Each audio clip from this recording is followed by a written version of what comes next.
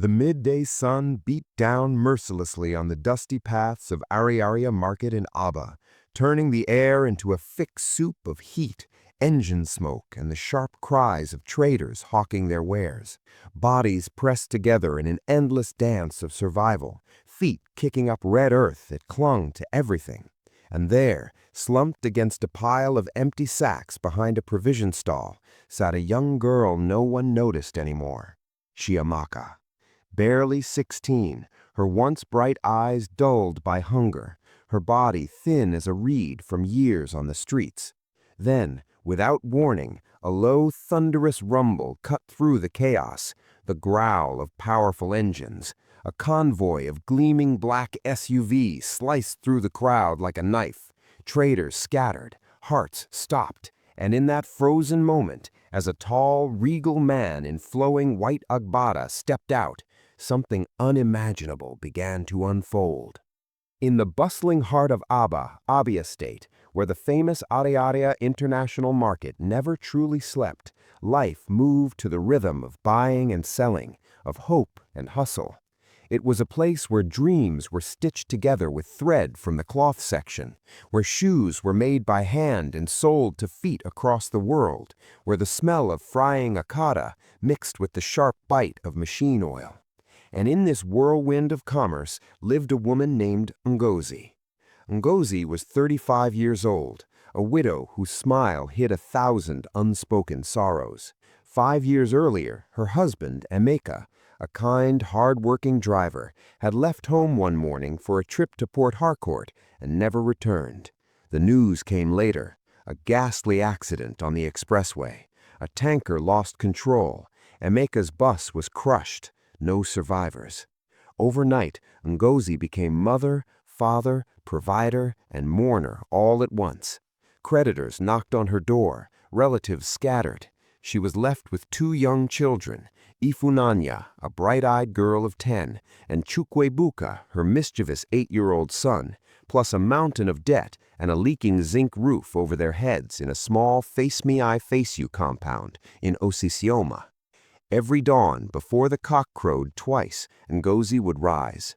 She would kneel by her narrow bed, the children still asleep beside her, and pour out her heart to God. Father, you are the husband to the widow, the father to the fatherless. See us through this day.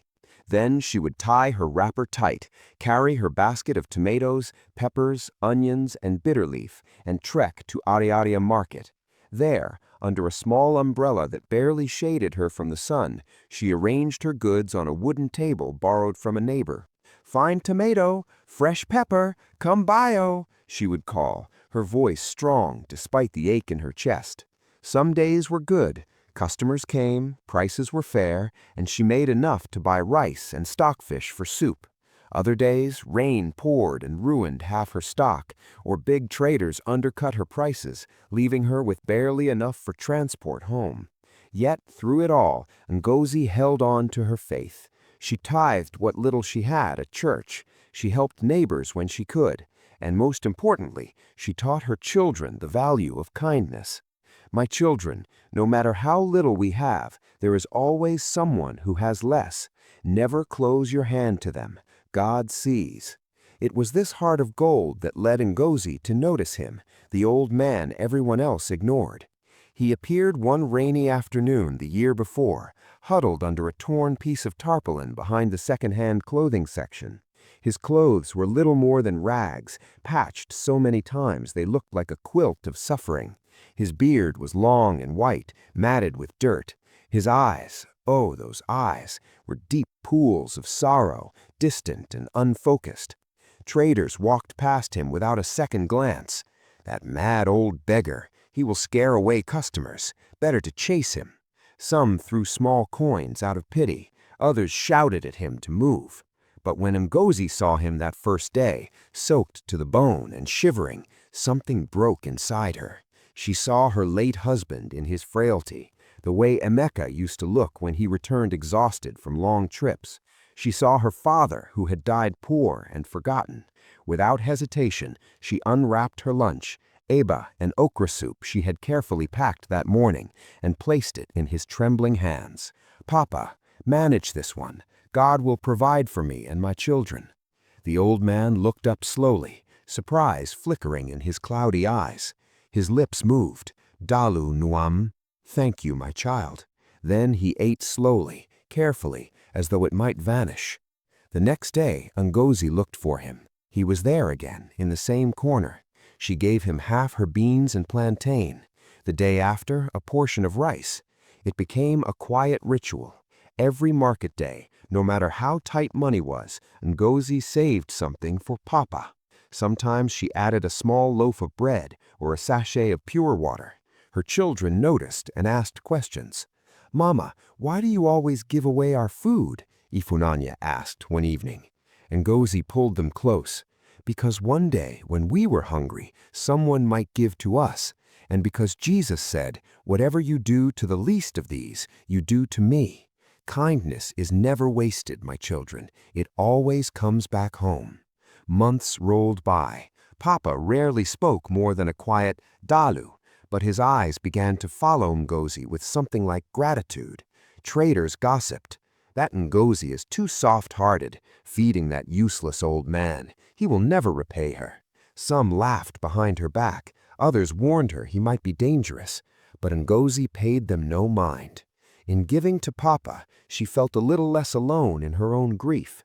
Then came the turning point. One dry Harmattan morning, Papa was not in his usual spot.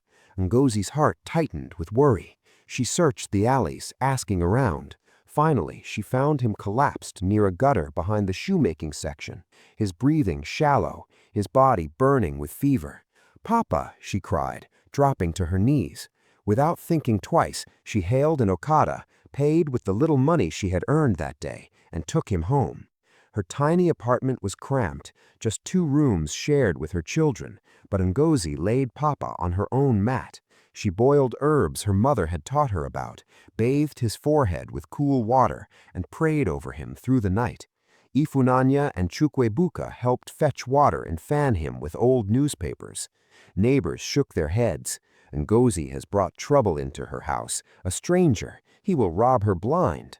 But she only replied, "He is not a stranger. He is God's child, and today he is my father." For 3 weeks, Papa hovered between life and death. Ngozi sold some of her market goods to buy paracetamol and antibiotics from the chemist. She fed him soup spoon by spoon. Slowly, miraculously, he began to recover. One night, as the children slept soundly, Papa sat up for the first time and looked at Ngozi with clear, sharp eyes, eyes that suddenly belonged to a different man entirely. "Ngozi," his voice stronger than she had ever heard it, "you have saved my life. More than my life, you have restored my soul." Ngozi smiled humbly, stirring the pop on the stove. "Papa, it is God who saves. I only did what any child of God should do." But Papa shook his head. "No, my daughter, you must hear my story."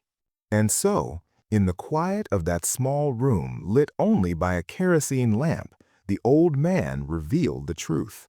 His name was not just any name. He was His Royal Highness Eze Nwankwo Okafor, the reigning monarch of Umudike Kingdom in Abia State, a billionaire oil magnate whose companies drilled in the Niger Delta, whose properties dotted Lagos, Abuja, and even London. 15 years earlier, tragedy had struck twice. First, his beloved wife died giving birth to their only son, Chijioke. Then, in a brutal chieftaincy rivalry, armed men stormed the palace and kidnapped the boy, then only 12. The ransom demands came, but the police bungled the rescue. A body was found, burned beyond recognition. They said it was Chijioke. Grief broke Eze Okafor. He wandered from the palace one night in simple clothes, seeking escape from the pain. Madness from sorrow took hold. For years he lived on the streets, forgotten by the world, his throne managed by a council of regents, his vast wealth untouched in banks. No one recognized the king beneath the rags. Ngozi listened in stunned silence, tears rolling down her cheeks. "Papa, you are a king? And I?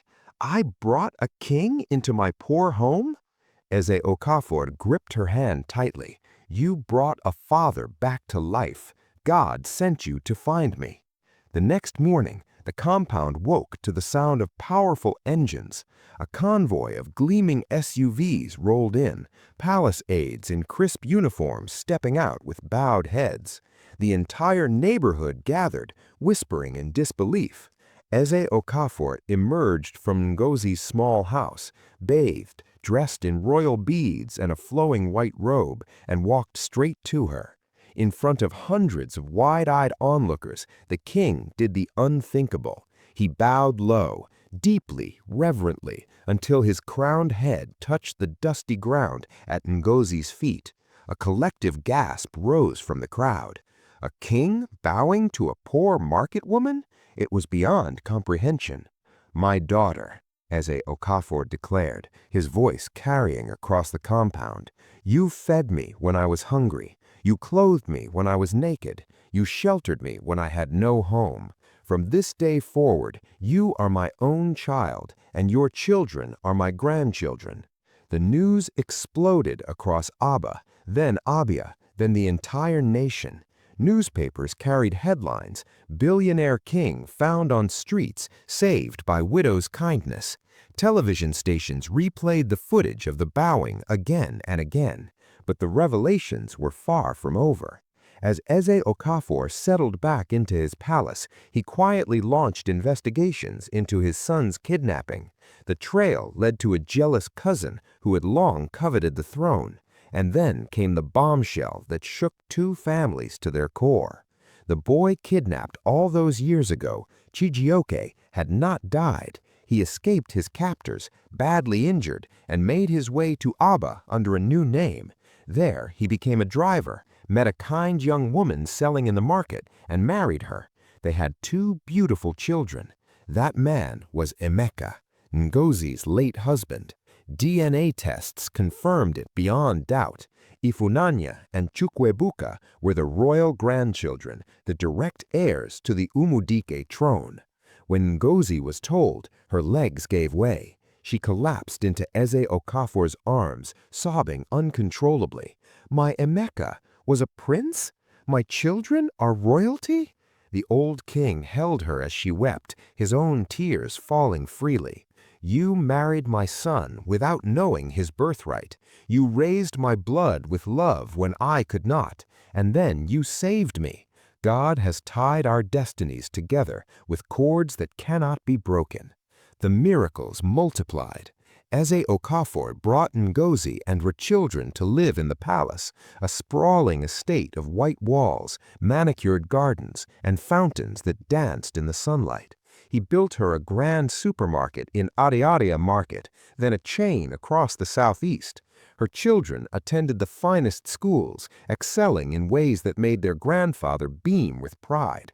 Months later, at a grand coronation ceremony, Eze Okafor publicly adopted Ngozi as his daughter and named her Lolo Ngozi the Compassionate. He placed a crown of coral beads on her head before thousands. The jealous cousin was arrested, his plots exposed.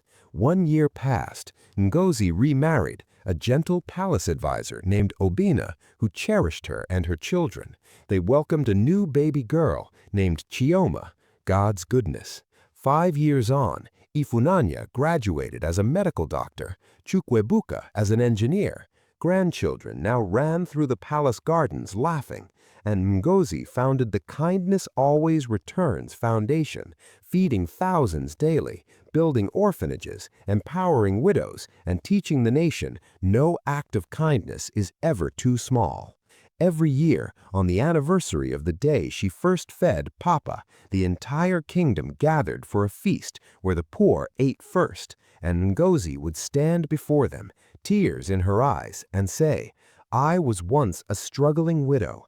God used my small giving to change everything. Kindness always, always comes home." My friends, this is the power of a heart that refuses to close even in hardship.